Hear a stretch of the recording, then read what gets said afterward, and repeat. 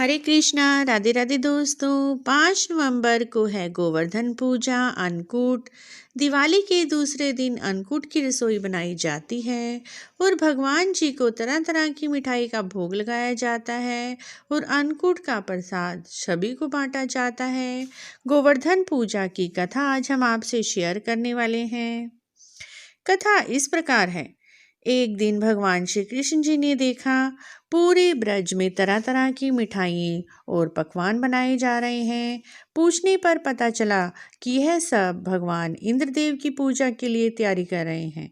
इंद्र प्रसन्न होंगे तभी वर्षा होगी, गायों को चारा मिलेगा, जीवन की समस्याएं हल होंगी।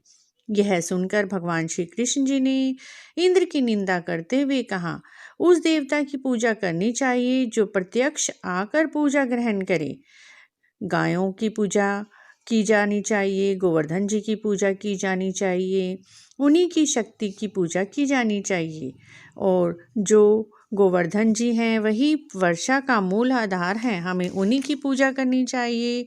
भगवान श्री कृष्ण जी की बातों में आकर ग्वाल गोपालों ने, सब ने और नंद बाबा जी ने गोवर्धन जी की पूजा का प्रण लिया और बहुत सारी मिठाइयाँ पकवान सहित पर्वत तराई में भगवान श्री कृष्ण जी द्वारा बताई विधि से गोवर्धन जी की पूजा की।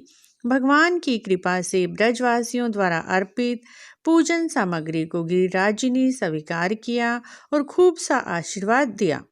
जब सभी पूजन सफलता से हो रहा था और नारद इंद्र महोत्सव देखने की इच्छा से ब्रज में आए और सभी ब्रजवासियों से पूछा कि इंद्र की पूजा क्यों नहीं की गई। तब उन्होंने कहा कि श्री कृष्ण जी की आज्ञा से हमने इस बार इंद्र महोत्सव खत्म कर दिया है, उसके स्थान पर गोवर्धन जी की पूजा की जा रही है। यह सुनते ही नारद जी उल्टे पांव इंद्रलोक गए और इंद्र से कहा, तुम महलों में सुख की नींद सो रहे हो, उधर ब्रिजमंडल में तुम्हारी पूजा समाप्त करके गोवर्धन जी की पूजा हो रही है। इंद्र ने अपनी मानहानि समझकर मेघों को आज्ञा दी कि गोकुल में जाकर प्रलयकारी मूसलाधार वर्षा पूरे गांव में करें और गांव को तहस नहस कर दें। प्रलयकारी बादल ब्रिज में उमड़ पड़े। अचानक वर्षा देखकर ब्रिजवासी घबरा गए। सभी ब्रिजवासी कृष्ण जी की शरण में गए।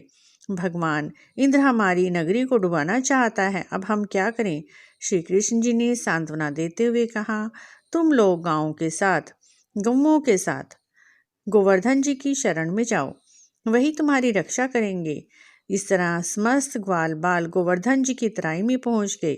भगवान श्री कृष्ण जी ने गोवर्धन जी को कनिष्ठिका उंगली पर उठा लिया और 7 दिन तक गोपियां उसकी छाया में सुखपूर्वक रहे। भगवान श्री कृष्ण जी की कृपा से पानी का एक छींटा भी किसी को नहीं लगा। इंद्र बहुत आश्चर्य में हुआ। तब भगवान की महिमा को समझकर और इंद्र ने भगवान श्री कृष्ण जी के चरणों में गिरकर पश्चाताप किया। 7वें दिन भगवान ने गोवर्धन को नीचे रखा और इस भांति प्रतिवर्ष गोवर्धन पूजा और अन्नकूट का महोत्सव भारतवर्ष में पूरी श्रद्धा से मनाया जाता है। इस प्रकार मित्रों, गोवर्धन पूजा पर इस कथा को अवश्य सुनना चाहिए। अन्नकूट में कड़ी चावल, मिक्स सब्जी का प्रसाद बनाएं, मिष्ठान बनाएं, लड्डू गोपाल जी को, ठाकुर जी को भोग अवश्य लगाना चाहिए। हमारी तरफ से गोवर्धन पूजा की हार्दिक बधाई। अगर आपको यह कथा अच्छी लगी है, हमारे चैनल को जरूर सब्सक्राइब करें, लाइक एंड कमेंट भी करें। कमेंट बॉक्स में जय गोवर्धन महाराज अवश्य लिखें।